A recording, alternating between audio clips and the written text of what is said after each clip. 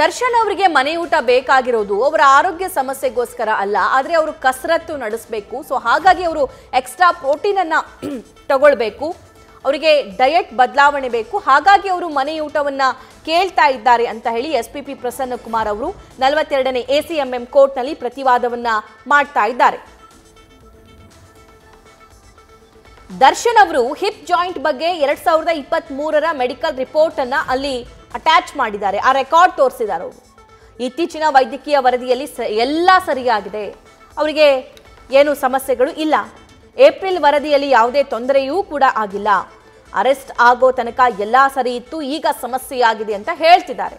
ಹೊರಗಿನ ಎಲ್ಲ ಹಕ್ಕುಗಳ ಜೈಲಿಗೆ ಕೊಂಡೊಯ್ಯಲು ಅವಕಾಶ ಇದೆಯಾ ಅಂದರೆ ಹೊರಗಡೆ ಅವ್ರು ಹೇಗೆ ಆರಾಮಾಗಿ ಓಡಾಡಿಕೊಂಡು ಅವ್ರಿಗೇನು ಬೇಕೋ ಆ ಫೆಸಿಲಿಟಿಯನ್ನ ಪಡಿತಾ ಇದ್ರು, ಆ ಫೆಸಿಲಿಟಿಯನ್ನ ಅವರು ವಿಚಾರಣಾಧೀನ ಕೈದಿ ಆಗಿರೋ ಸಂದರ್ಭದಲ್ಲಿ, ಆರೋಪಿ ಸ್ಥಾನದಲ್ಲಿರೋ ಸಂದರ್ಭದಲ್ಲಿ ಅದನ್ನ ಜೈಲಿನ ಒಳಗೆ ಕೊಂಡೊಯ್ಯೋದಕ್ಕೆ ಸಾಧ್ಯನಾ ಅನ್ನೋದು ಎಸ್ಪಿಪಿ ಪ್ರಸನ್ನ ಕುಮಾರ್ ಅವರ ಪ್ರಶ್ನೆಯಾಗಿದೆ. ಆರ್ಟಿಕಲ್ 21ರನ್ನ ಉಲ್ಲೇಖ ಮಾಡಿ ಆರೋಪಕ್ಕೆ ಉತ್ತರವನ್ನ ಕೊಡ್ತಾ ಇದ್ದಾರೆ. ಬೇಸಿಕ್ ಫುಡ್ ಪಡೆಯುವುದು ಮೂಲಭೂತ ಸೌಕರ್ಯ, ಅದರಂತೆ ಆತನ ಹಕ್ಕುಗಳನ್ನು ಅನುಭವಿಸಲು ಆತನಿಗೆ ಅಧಿಕಾರ ಇರುತ್ತೆ. ಆದರೆ ಜೈಲಲ್ಲಿರುವ ಕೈದಿಗಳಿಗೆ ಕೆಲ ಷರತ್ತುಗಳಿವೆ. ದರ್ಶನ್ ಅವರಿಗೆ ಮಾತ್ರ ಈ ಅವಕಾಶವನ್ನ ಮಾಡಿಕೊಡೋದಕ್ಕೆ ಸಾಧ್ಯ ಇಲ್ಲ. ಹಾಗಂದ್ರೆ ಇಲ್ಲಿರುವಂತಹ ಎಲ್ಲಾ ವಿಚಾರಣಾಧೀನ ಕೈದಿಗಳಿಗೆ, ಇಲ್ಲಿರುವಂತಹ ಎಲ್ಲಾ ಕೈದಿಗಳಿಗೆ ನಾವು ಮನೆ ಊಟದ ಅಥವಾ ಹೊರಗಿನ ಊಟದ ವ್ಯವಸ್ಥೆಯನ್ನ ಮಾಡಿಕೊಡ್ಬೇಕಾಗುತ್ತೆ ಅನ್ನುವಂತಹ ಕನ್ಸರ್ನ್ ಈ ಮೂಲಕ ವ್ಯಕ್ತಪಡಿಸ್ತಾ ಇರೋದು. ಬೇಸಿಕ್ ಫುಡ್ ಪಡೆಯುವುದು ಮೂಲಭೂತ ಹಕ್ಕು, ಅದರಂತೆ ಆತನ ಹಕ್ಕುಗಳನ್ನು ಅನುಭವಿಸಲು ಆತನಿಗೆ ಅಧಿಕಾರ ಇದೆ. ಜೈಲಲ್ಲಿರುವ ಕೈದಿಗಳಿಗೆ ಕೆಲ ಷರತ್ತುಗಳಿದ್ದಾವೆ. ಎಸ್ಪಿಪಿ ಪ್ರಸನ್ನ ಕುಮಾರ್ ಚಾರ್ಲ್ಸ್ ಭೋಜರಾಜ್ ಪ್ರಕರಣದ ಉಲ್ಲೇಖವನ್ನ ಮಾಡಿ ಇಲ್ಲಿ ವಾದವನ್ನ ಮಾಡ್ತಾ ಇದ್ದಾರೆ. ಎಸ್ಪಿಪಿ ಪ್ರಸನ್ನ ಕುಮಾರ್ ಅವರು ಚಾರ್ಲ್ಸ್ ಶೋಭರಾಜ್ ಅವರ ಪ್ರಕರಣವನ್ನ ಉಲ್ಲೇಖ ಮಾಡಿ ಇಲ್ಲಿ ವಾದ ಮಾಡ್ತಾ ಇದ್ದಾರೆ. ರಾಘವೇಂದ್ರ ಅವರು ಕೂಡ ದರ್ಶನ್ ಪರ ವಕೀಲರು ಬೇರೆ ಬೇರೆ ಕೇಸ್ಗಳಲ್ಲಿ ಬೇರೆ ಬೇರೆ ಸೆಕ್ಷನ್ಗಳ ಅಡಿಯಲ್ಲಿ ಅವರು ಉಲ್ಲೇಖ ಮಾಡಿ ಅವರ ವಾದವನ್ನ ಮಾಡಿದ್ರು. ಇಲ್ಲಿ ಎಸ್ಪಿಪಿ ಪ್ರಸನ್ನ ಕುಮಾರ್ ಅವರು ಕೂಡ ಚಾರ್ಲ್ಸ್ ಶೋಭರಾಜ್ ಅವರ ಪ್ರಕರಣವನ್ನ ಉಲ್ಲೇಖ ಮಾಡಿ ಪ್ರತಿವಾದವನ್ನ ಮಾಡ್ತಾ ಇದ್ದಾರೆ. ಯಾವ ಕಾರಣಕ್ಕೋಸ್ಕರ ದರ್ಶನ್ ಅವರನ್ನ ಸಾಮಾನ್ಯ ಕೈದಿಗಳಂತೆ ಇಲ್ಲೂ ಕೂಡ ನಾವು ಕನ್ಸಿಡರ್ ಮಾಡಬೇಕು ಅನ್ನೋದನ್ನ ಒತ್ತಿ ಒತ್ತಿ ಹೇಳ್ತಾ ಇದ್ದಾರೆ. ದರ್ಶನ್ ಅವರು ಕೊಡ್ತಾ ಇರುವಂತಹ ರೀಸನ್ಗಳಿಗೂ ಮತ್ತೆ ಅವರು ಕೇಳ್ತಾ ಇರುವಂತಹ ಆಹಾರಕ್ಕೂ ಒಂದಕ್ಕೊಂದು ಮ್ಯಾಚ್ ಆಗ್ತಾ ಇಲ್ಲ. ದರ್ಶನ್ ಅವರು ಫಿಟ್ನೆಸ್ಗೋಸ್ಕರ ತಮ್ಮ ಆಹಾರವನ್ನ ಕೇಳ್ತಾ ಇದ್ದಾರೆ. ದರ್ಶನ್ ಅವರು ವರ್ಕೌಟ್ ಮಾಡಬೇಕಾಗಿದೆ.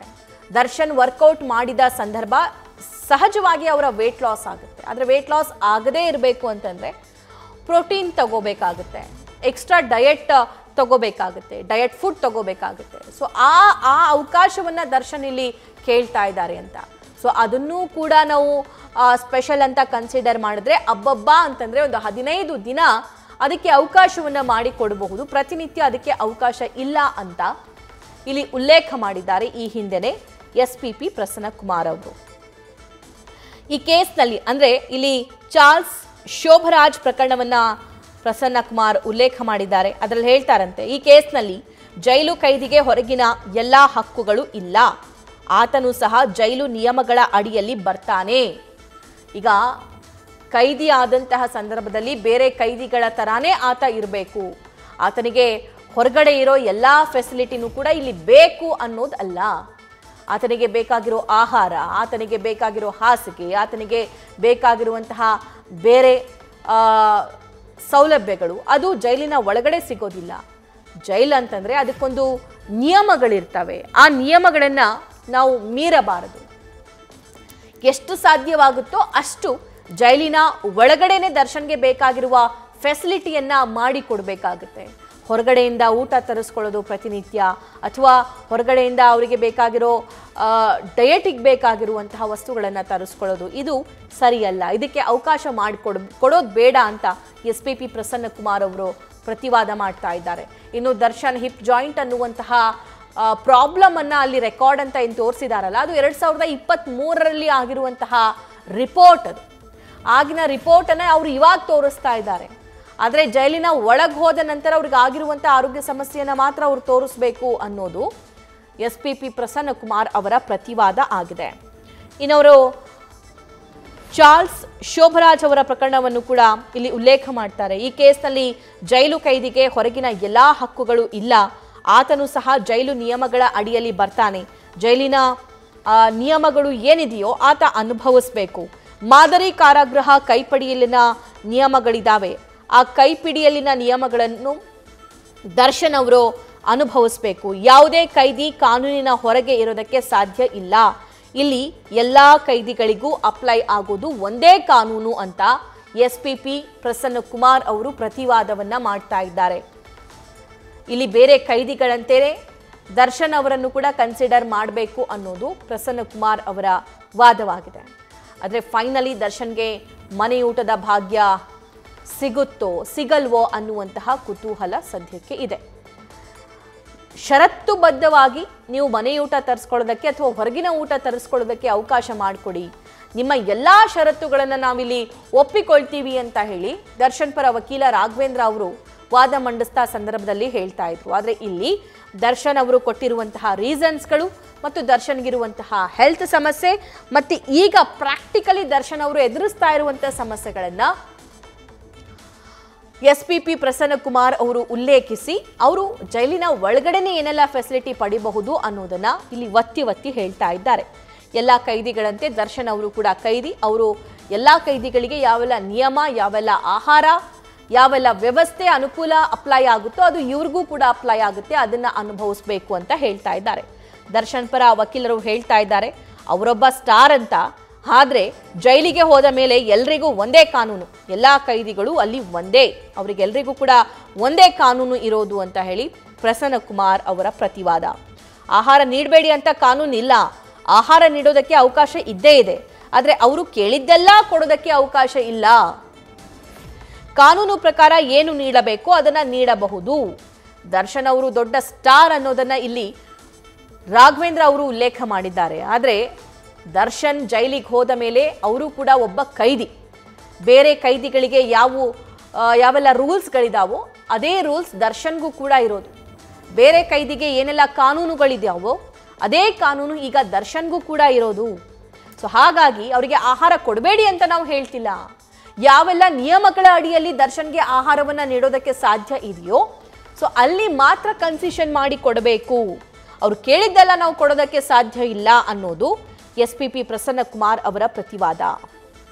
ಕಾನೂನು ಪ್ರಕಾರ ಏನು ನೀಡಬೇಕು ಅದನ್ನ ನೀಡಬಹುದು ಅಂತ ಹೇಳಿ ಪ್ರಸನ್ನ ಕುಮಾರ್ ಅವರು ಹೇಳ್ತಾ ಇದ್ದಾರೆ. ಆದರೆ ರಾಘವೇಂದ್ರ ಅವರು ಮನೆ ಊಟದ ಬಗ್ಗೆ ಪ್ರಸ್ತಾಪ ಮಾಡ್ತಾ ಇದ್ದಂತಹ ಸಂದರ್ಭ ಎಲ್ಲೂ ದರ್ಶನ್ಗೆ ಇದೇ ಆಹಾರ ಬೇಕು ಅದೇ ಆಹಾರ ಬೇಕು ಅನ್ನೋದನ್ನ ಮೆನ್ಷನ್ ಮಾಡಿಲ್ಲ. ದರ್ಶನ್ಗೆ ಮನೆ ಊಟ ಬೇಕು, ಹೊರಗಡೆಯಿಂದ ಊಟ ತರಿಸ್ಕೊಳ್ಳೋದಕ್ಕೆ ಅವಕಾಶ ಬೇಕು ಅನ್ನೋದನ್ನ ಹೇಳ್ತಾ ಇದ್ರು.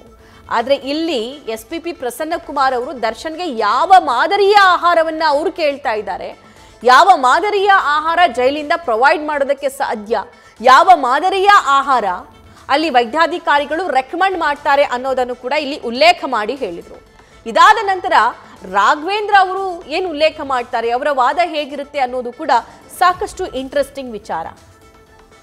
ಕಾನೂನು ಪ್ರಕಾರ ಏನು ನೀಡಬೇಕು ಅದನ್ನ ನೀಡಬಹುದು ಅಂತ ಹೇಳ್ತಿದ್ದಾರೆ. ಇನ್ನು ಸುನೀಲ್ ಬಾತ್ರಾ ಕೇಸ್ ಅನ್ನು ಕೂಡ ಇಲ್ಲಿ ಪ್ರಸನ್ನ ಕುಮಾರ್ ಅವರು ಉಲ್ಲೇಖ ಮಾಡ್ತಿದ್ದಾರೆ.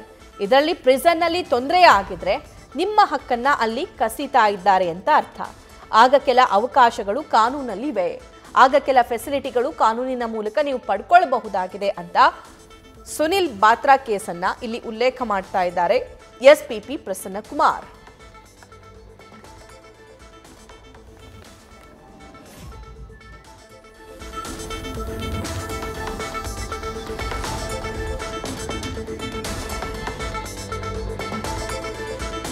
ಸುನೀಲ್ ಬಾತ್ರಾ ಕೇಸನ್ನ ಎಸ್ಪಿಪಿ ಪ್ರಸನ್ನ ಕುಮಾರ್ ಅವರು ಉಲ್ಲೇಖ ಮಾಡಿದ್ದಾರೆ.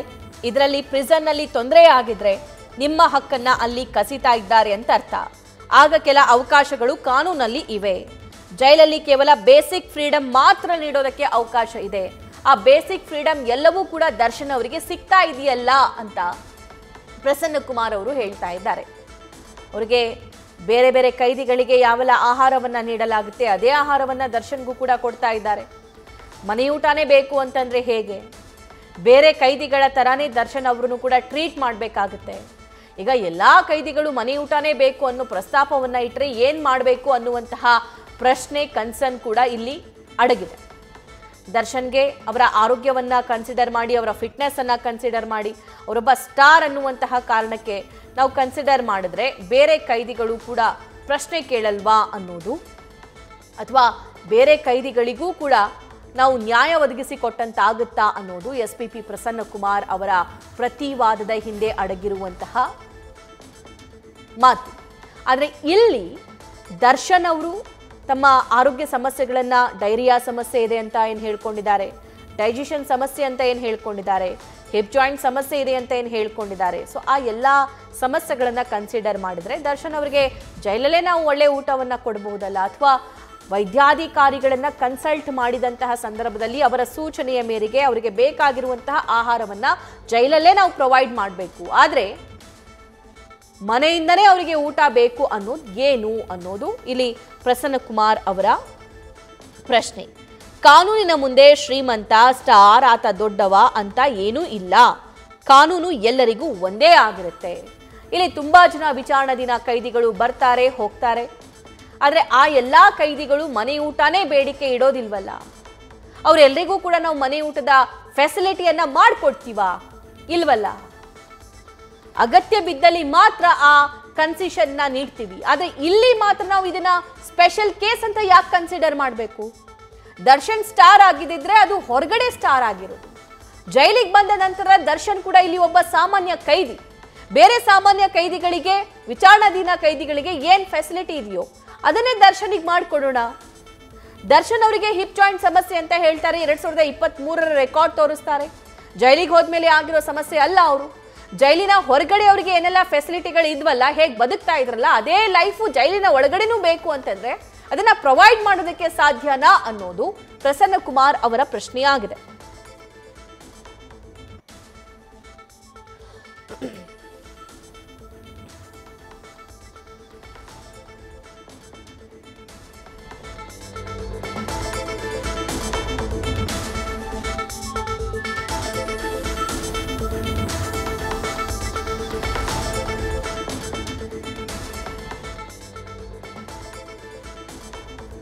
ಮೊದಲಿಗೆ ಎಸ್ಪಿಪಿ ಪ್ರಸನ್ನಕುಮಾರ್ ಇವತ್ತು ದರ್ಶನ್ ಅವರು ಅರ್ಜಿಯನ್ನ ಏನು ಸಲ್ಲಿಸಿದ್ರಲ್ಲ ಅದನ್ನ ಉಲ್ಲೇಖಿಸಿ ವಾದವನ್ನ ಸ್ಟಾರ್ಟ್ ಮಾಡ್ತಾರೆ. ಡೈರಿಯಾ ಸಮಸ್ಯೆ ಇದೆ ಅಂತಾರೆ, ಜೀರ್ಣ ಆಗ್ತಿಲ್ಲ ಅಂತಾರೆ, ದೇಹದ ತೂಕ ಇಳಿತಿದೆ ಅಂತಾರೆ, ಸರಿ. ಬೇದಿ ಆಗ್ತಿದೆ ಅಂತಾರೆ, ಸರಿ. ಆದರೆ ಹಿಪ್ ಜಾಯಿಂಟ್ ಸಮಸ್ಯೆ ಇದೆ ಅಂತ ರೆಕಾರ್ಡ್ ತೋರಿಸ್ತಾರೆ. ಆದರೆ ಅದು ಆಗಿರೋದು ಜೈಲಿಗೆ ಹೋದ ನಂತರ ಅಲ್ಲ. ಜೊತೆಗೆ ಜೈಲಿಗೆ ಹೋದ ತುಂಬಾ ದಿನಗಳು ಅವರಿಗೆ ಯಾವುದೇ ಸಮಸ್ಯೆಗಳು, ತೊಂದರೆ ಕಾಣಿಸ್ಕೊಂಡಿರಲಿಲ್ಲ ಅನ್ನೋದು. ನ್ಯೂಸ್ ಫಸ್ಟ್ ನಿರ್ಭೀತಿಯಿಂದ ನಿಮ್ಮ ಪರವಾಗಿ.